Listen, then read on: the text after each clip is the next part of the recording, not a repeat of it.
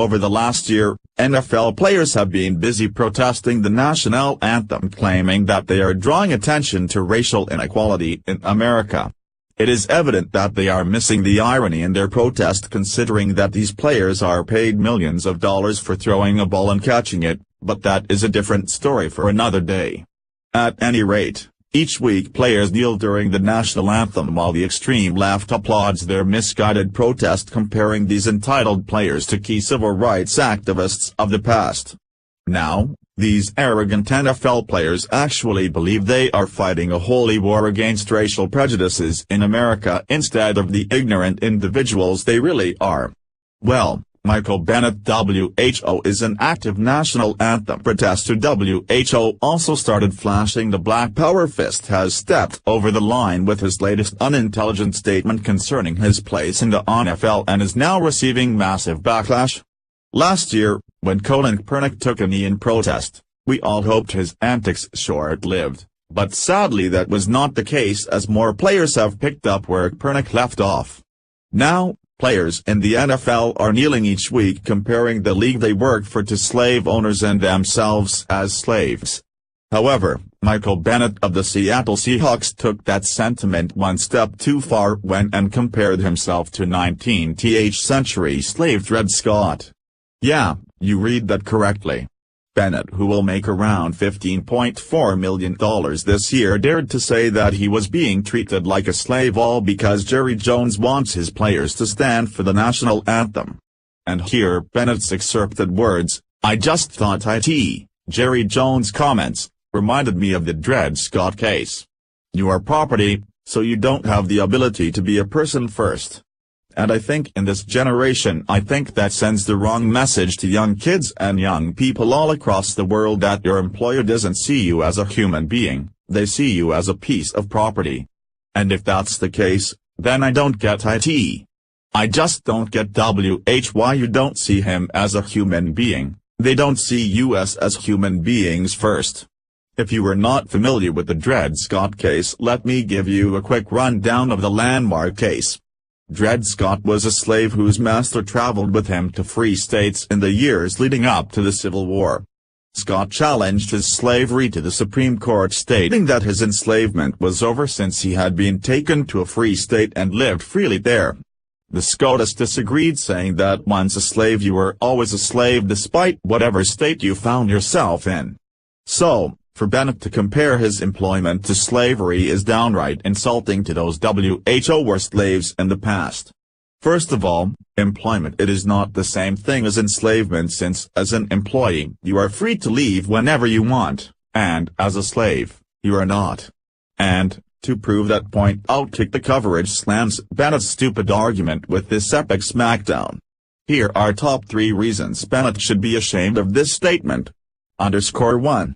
There are no similarities between multimillionaire athletes and slaves. Slave s, and I can't believe I am writing this, are not allowed to stop being slaves. If Bennett does not like what his boss tells him to do, he can quit and get another job. Every single person who is not self-employed and is reading this right now has a boss who assigns job responsibilities for them. This is not slavery, this is called working. 2. If you are paid to do a job, you are not a slave. Again, I can't believe I have to write this. That's because you are being paid for your labor, which is the exact opposite of being a slave.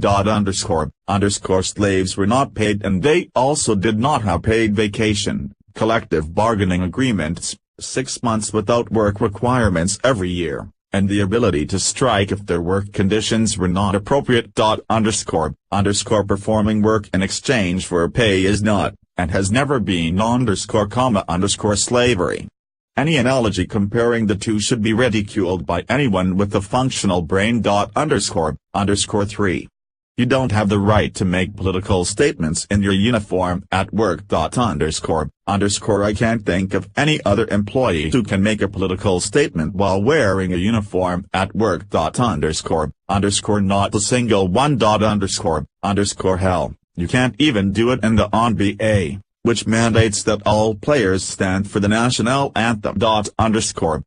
Imagine if a soldier in uniform, a police officer, a FedEx or a UPS driver, a McDonald's or Walmart employee decided to share a political opinion with you when they interacted with you in their uniform at their job.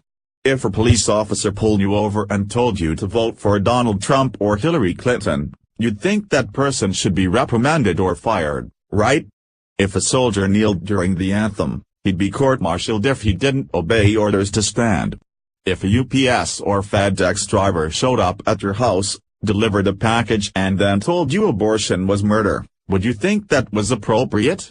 If a Walmart employee told you the Second Amendment was crap when you bought a gun or bullets, would you think that person deserved to keep their job? In every example I just gave you, you'd find it strange for an employee wearing the uniform of his employer to give you his or her political opinion while working. So how have so many people just embraced the idea that NFL players should be able to endorse political stances while wearing the uniform at their job?